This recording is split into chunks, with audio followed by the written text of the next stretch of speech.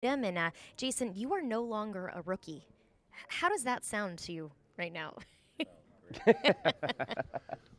Everything I did last year was rookie this, rookie that. He's a rook.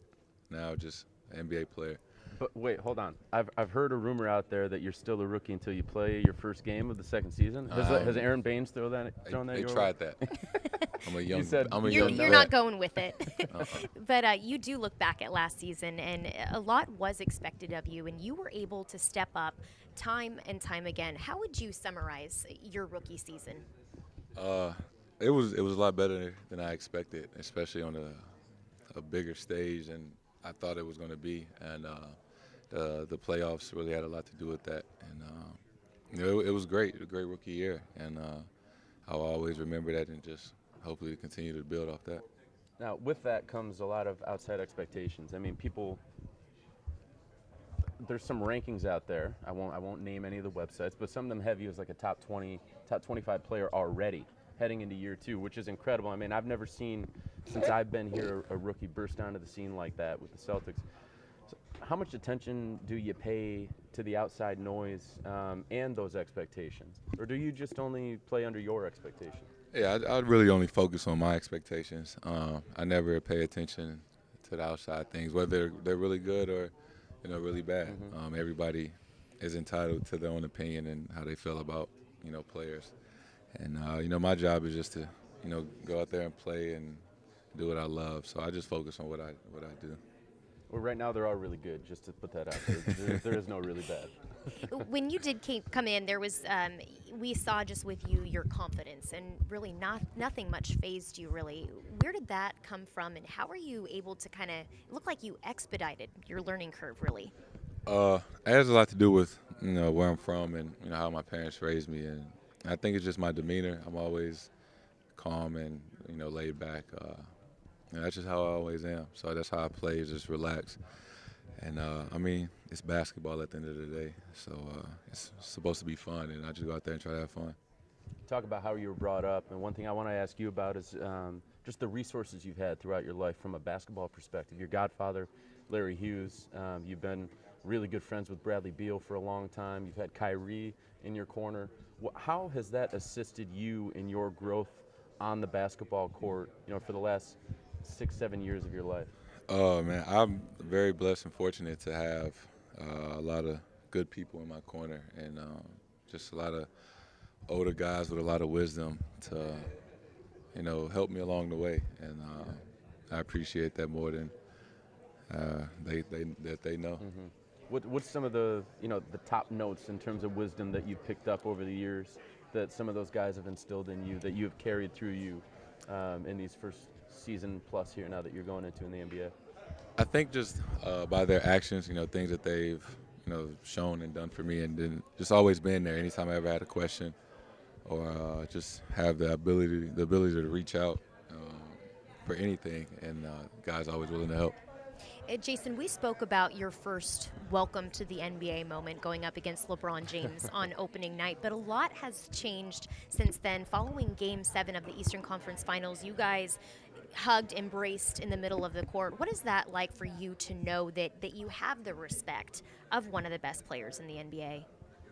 Of all time. Yeah, I mean it means everything, especially coming from somebody like him. You know, even though we're both in the NBA, that moment, I will always remember it.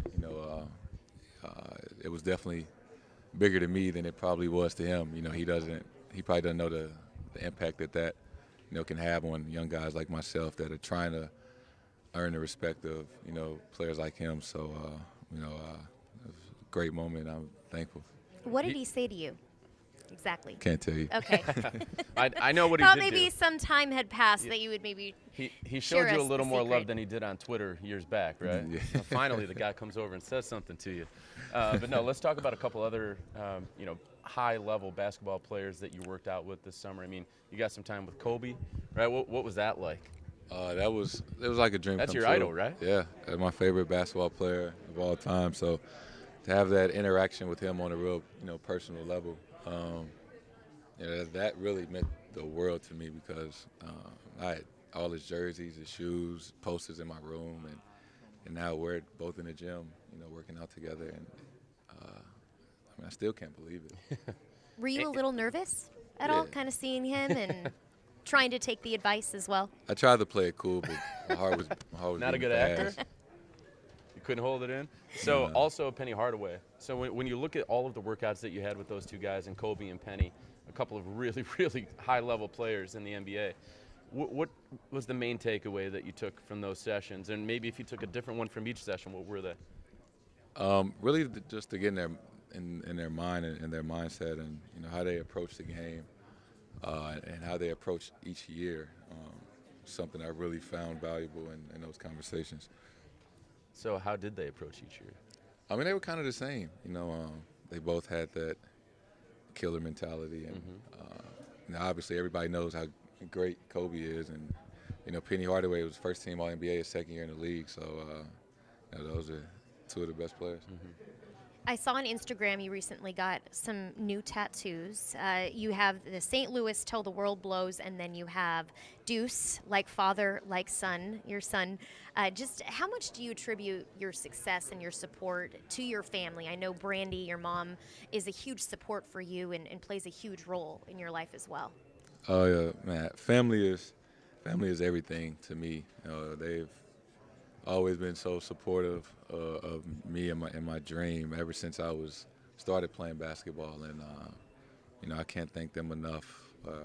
Helping me get to where I am today. There's been a lot of talk about, in coming from you, that strength was the one thing you wanted to concentrate mostly on this summer. And for everyone out there, it's not always about the weight that you gain when you're talking about strength. It's literally like the strength that you have in some exercises that you can feel on the court. Is there any tangible evidence that you can tell us in terms of improved strength that you've seen over the course of the summer? Yeah, that was the biggest key for me. I understand that I'm still young, and it probably wouldn't be smart to throw on a bunch of weight, right now. But just to get my core stronger, and just keep getting my legs stronger, and over time it'll come, where I get really, really big, hopefully. But right now, just trying to get strong and stay healthy to play this season and try to stay durable the entire year. So with some exercises you've seen, some in terms of the weight that you're lifting with your legs, things like that. And Corey, you've seen an improvement in terms of weight that you can lift and reps that you can do in the different exercises. Is that correct? Yeah, I've seen it, while we were playing pickup. Yep. It's not as easy to bump me anymore and, push me around. So that's a start. Jayson, we have Grant who wants to know what excites you the most But you about missed Jayson. He started with the Jayson. exclamation point. What excites you the most about being able to play with Gordon and Kyrie back now?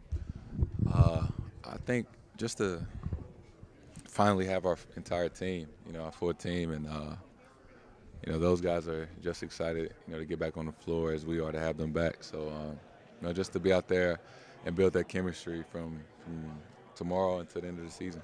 What do you think that's going to be like for you to build that chemistry again? Had it with Kyrie, but Gordon kind of reintegrating himself back in. Because chemistry is just as important to a winning team as the players you have on that team. You can have a lot of talent, but you got to figure out a way to play well with each other. I feel like this is a little bit like Duke and Kentucky, where every year so much talent is on the team that everyone's like, oh, how are they going to work out? And there's so much talent on this team. So how will you guys make this work? Because we have a lot of great, high character guys on this team that, are willing to put other things to the side to better enhance our team. And, all we care about is winning. That's all that matters. Awesome. Jayson, thank you so much for your time. We really appreciate it. No problem. Getting started tomorrow. We'll be there. Gotcha. All right. Thanks, Jayson. Thank you. And Marcus Morris is coming up